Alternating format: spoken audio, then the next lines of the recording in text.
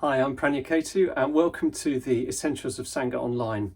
If you haven't already, do check out the other videos in this series, particularly if you're involved in some way in running Buddhist activities in an online platform. You'll find lots of tips and guidance there that will make those activities run a lot more smoothly. In this video today, I'm going to share some of my personal insights into how to make the most of online Dharma content. And this is largely just from my hard-won experience of doing this over a number of years now. Okay, so my first insight, my first top tip, if you like, is buffer time. So you remember when we used to be able to go to Buddhist centres, or in fact go anywhere, and there was a journey involved, and that journey was buffer time.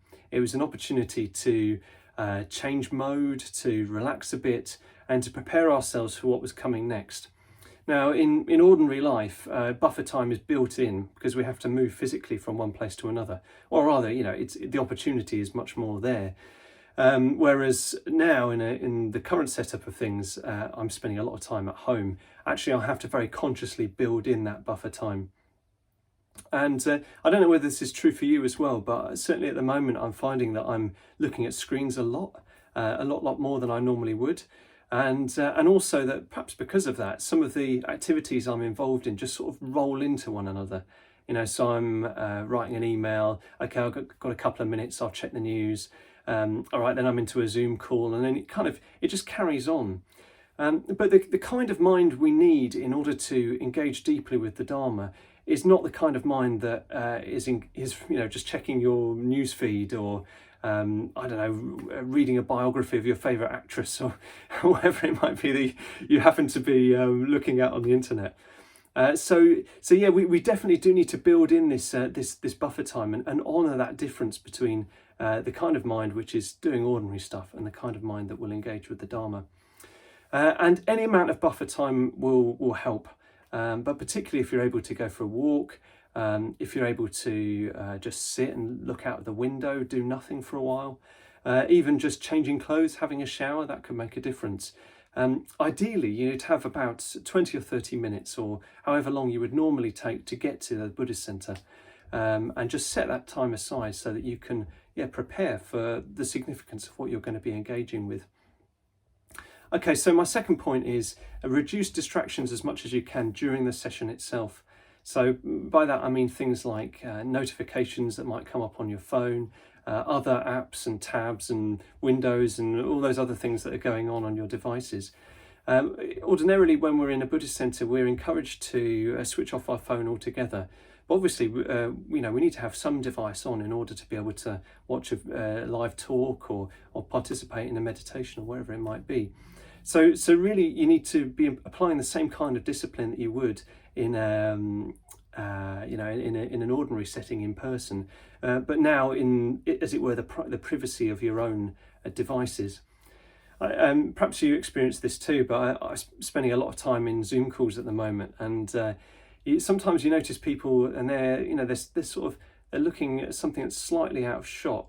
Or sometimes you even see it reflected in people's like glasses or shiny surfaces, what it is they're looking at, and it's not the Zoom call. It's like, wow, you're really looking at that now?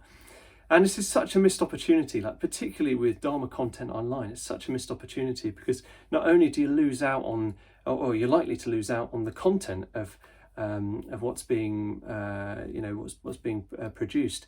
But also, actually, you're training your mind in a divided way.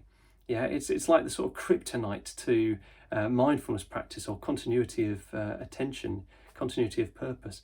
So reducing those distractions not only will help you engage more deeply with the Dharma content, but it's just simply good mind training. Okay, lastly, make your surroundings as supportive as you can. Obviously a screen, I'm looking at my phone at the moment, but a screen is only a small part of my overall physical environment and environs, the sort of surroundings of me. And it's really important to make those surroundings as supportive as you can. Like the Buddhist centre, when you go to a Buddhist centre, it's not a coincidence that the Dharma teaching often takes place in a shrine room, where you've got a focal Buddha object, Buddha Rupa, or where you've got flowers or tankas. It's an aesthetic experience going into a shrine room, and that supports you being able to engage with the content of what you're doing. So if you don't have a shrine already, build one. Put together a shrine, light incense, light candles. That's something you could do during that buffer time, actually. And if there are others in your home with you, if they are interested in the Dharma, get them to join in with you in whatever it is you're doing, the Dharma event that you're involved in. If they're not interested, well, see if you can find some way of being somewhere where you're going to be less likely to be disturbed. Our physical surroundings make a big difference, and ideally, the more supportive you can make it, the more you'll be able to get from that Dharma content. Now, I'm aware more generally that there's a huge amount of Dharma content online, and more being produced by the day, and a lot of it is very, very high quality, and in fact many other ways as well to connect with the Sangha during these times too. But we need to prepare ourselves and prepare our environments for that. Otherwise it's just another video, or it's just another Zoom call. Now, personally, I find that things like buffer time, reducing those electronic distractions, and making my surroundings that little bit more, supportive or focused on the Dharma, all help me to engage more fully. And I hope they will help you to engage more fully too. Thanks for watching. Please like this video and subscribe to this channel if you want more updates on the Essentials of Sangha Online. And if you've got questions or comments yourself, put them in the text box below and I'll get back to you. Great, lots of love. Take care for now. Bye-bye.